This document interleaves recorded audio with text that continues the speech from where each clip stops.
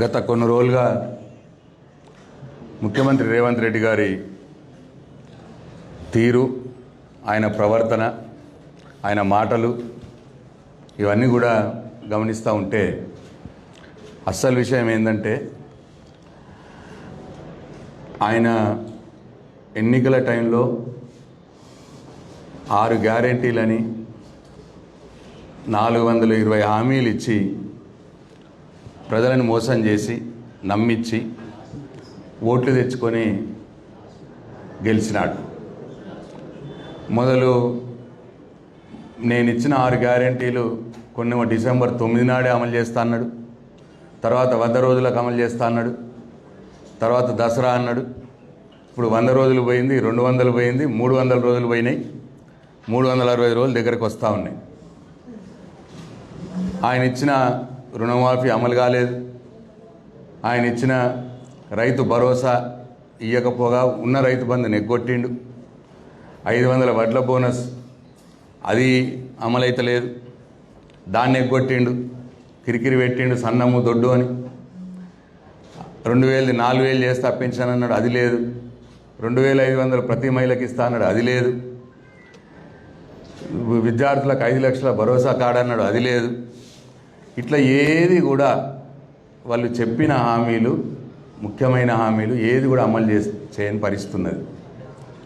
దీన్ని BRS party పక్షాన మా నాయకులు, ముఖ్యంగా కేటీఆర్ గారు, హరీష్ రావు గారు, ఇట్లందరూ కూడా రోజు నిలదీస్తూ ఉన్నారు ప్రభుత్వాన్ని.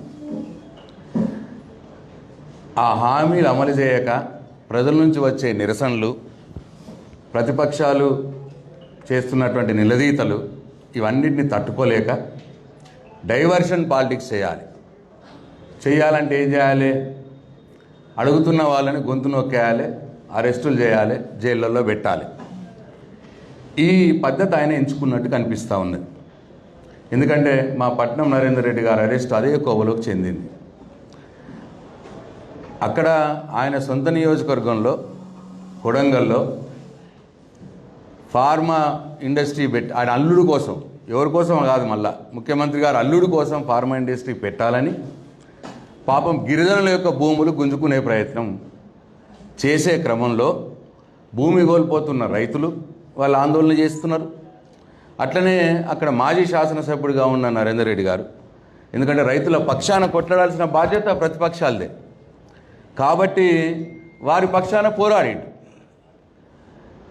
దీనికోసం అటు రైతుల మీద కక్ష పెట్టుకొని వాళ్ళని అరెస్ట్ చేయించిండు, 16 మందిని చేయించి రాత్రంతా కొట్టి ఇవాళ జైలు వేసిరు. అట్లనే నరేందర్ రెడ్డి గారు ఈయన అడుగుతున్నాడు కదా రోజు అని చెప్పి ఈయనను అరెస్ట్ చేసినారు. దానికి కుట్రవాణి అని ఒకటి పెట్టినారు. ఇక్కడ సురేష్ అనే వ్యక్తి ఒక టీఆర్ఎస్ పార్టీ నాయకుడు ఉన్నాడు, ఆయనను పెట్టుకొని నరేందర్ రెడ్డి కుట్రబండిండు అని ఫోన్లు చేసి కుట్రబండిండు అని. నేను మీడియా పక్షాన తెలియజేస్తా ఉన్నా, మాకున్న సమాచారం ప్రకారం 12వ తారీఖు నాడు ఈ ఇన్సిడెంట్ జరిగింది. రైతులు అధికారుల మీద కోపంకి వచ్చారు. 12వ తారీఖు నాడు మా నరేందర్ రెడ్డికి ఆ సురేష్కు అసలు ఫోన్ల సంభాషణలే జరగలేదు, ఒక్క కాలు కూడా లేదు. 11వ తారీఖు నాడు ఒక్క కాలు ఉంది. అయితే వాళ్ళు కాల్ లిస్ట్ చూస్తే అవి బయట బల్లే, అరే ఫోన్లే చేయలేదు కదా, 12వ తారీఖు నాడు ఇన్సిడెంట్ జరిగిన రోజు ఫోన్ లేదు, అంతకన్నా ఒకరోజు మూలు కుట్రమనిన్నారంటే ఒకటేసారి మాట్లాడినారు. కాబట్టి ఏం చేసినారు, 3 నెలల కాల్ లిస్ట్ పెట్టినారు. ఇప్పుడు ఆ రిమాండ్ రిపోర్ట్లో, పోలీస్ రిపోర్ట్లో 3 నెలల్లో ఇన్నిసార్లు మాట్లాడినరు అన్న మాట మాట్లాడుతున్నారు. అంటే దీన్ని కుట్రగా చూపించే ప్రయత్నం. మా పార్టీ నాయకుడితో మాజీ శాసనసభ్యుడు, మండల పార్టీ ముఖ్య నాయకుడు ఆయన, మాజీ శాసనసభ్యుడు రోజుకోసారి మాట్లాడతాడు, 3 నెలల్లో 100 సార్లు మాట్లాడతాడు. దాంట్లో తప్పేముంది? అదేదో కుట్రబడినరు అని ఒక కోణంలో పెట్టి ఇవాళ ఆయన అరెస్ట్ చేసినారు. దీన్ని బీఆర్ఎస్ పార్టీ తీవ్రంగా ఖండిస్తూ ఉన్నది.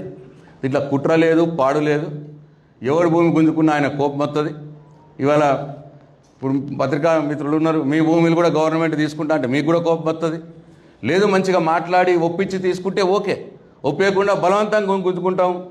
ఆయన అన్న, ముఖ్యమంత్రి గారు అన్న ఎట్లియర్రా మీ సంగతి చూస్తాం, లాక్కుంటాం, బిక్కుంటాం అని మాట్లాడితే ఎవరికైనా కోపం వస్తుంది.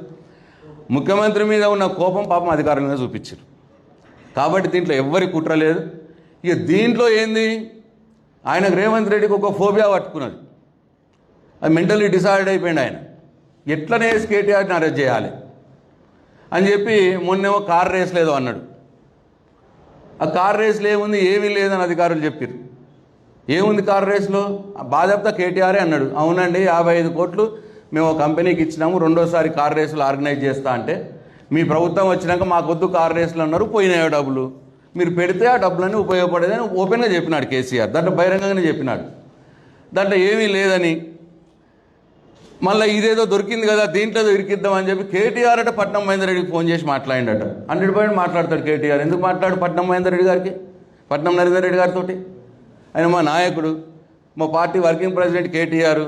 ఒకసారి కాకపోతే 10 సార్లు మాట్లాడతాడు. ఎస్ అన్న, రైతులు ఇట్లా ప్రాబ్లం ఉంది, భూములు గుంజుకుంటున్నారు, రైతులు ఆందోళన చెందుతున్నారు అంటే మా కేటీఆర్ చెప్తాడు నరేందర్ రెడ్డి గారికి. ఎస్ నువ్వు రైతుల పక్షాన నుండి పోరాడు నరేందర్ అని చెప్తాడు. దాంట్లో కుట్ర ఏమున్నది? బహిరంగంగానే వాళ్ళే వచ్చి కేటీఆర్ గారిని వచ్చి కలిసినారు తెలంగాణ భవన్లో, రైతులు వచ్చి బహిరంగంగానే కలిసినారు. దాంట్లో కుట్ర ఏముంది? ఏదో ఒకటి చేసి అరెస్ట్ చేయాలి. బీఆర్ఎస్ పార్టీలో ఉన్న నాయకులందరిని అరెస్ట్ చేయాలి. అరెస్ట్ చేసి జైల్లో పెడితే అడిగేటోడు ఉండడు అనుకుంటున్నాడు రేవంత్ రెడ్డి. రేవంత్ రెడ్డి గారు మీరు ఒకటి గుర్తుంచుకోండి, బీఆర్ఎస్ పార్టీలో ఉన్న నాయకులు కేసీఆర్ గారు తీర్చిదిద్దినటువంటి ఉద్యమ సింహాలు. మీరు నన్ను అరెస్ట్ చేసి అనుకోరి బాల్కొండలో వాడు అడిగేటోడు ఉండడు అనుకుంటారేమో. ఇంకో 100 మంది కేసీఆర్లు పుడతారు బాల్కొండల, నీ ప్రభుత్వాన్ని నిలదీయటానికి, నువ్వు ఇచ్చిన హామీలు ఎగవేస్తున్నందుకు నిన్ను నిలదీయటానికి. అంతేగాని అందరినీ జైల్లో వేస్తే అయిపోద్ది అనుకుంటున్నామేమో.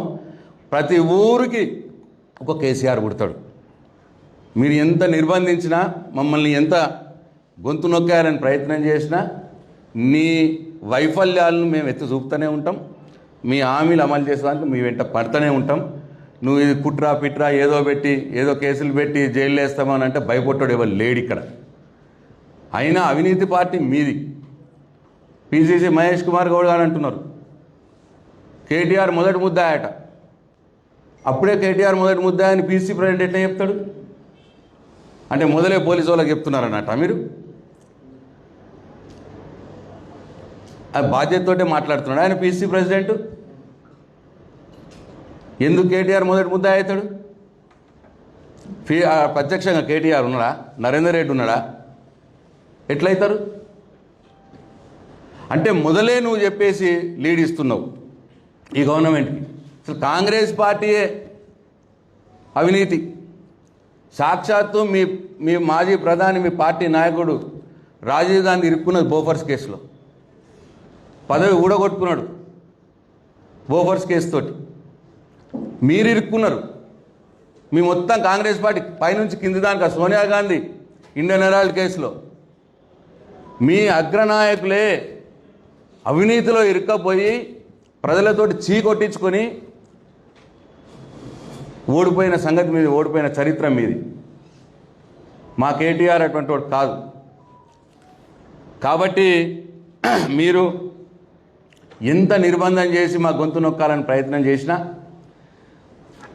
ఎన్ని కుట్రలు చేసి మమ్మల్ని అందరినీ జైలు చేయాలని మీరు ప్రయత్నం చేసినా మేము ఆగేది లేదు, భయపడేది లేదు, వెనుకపోయేది లేదు.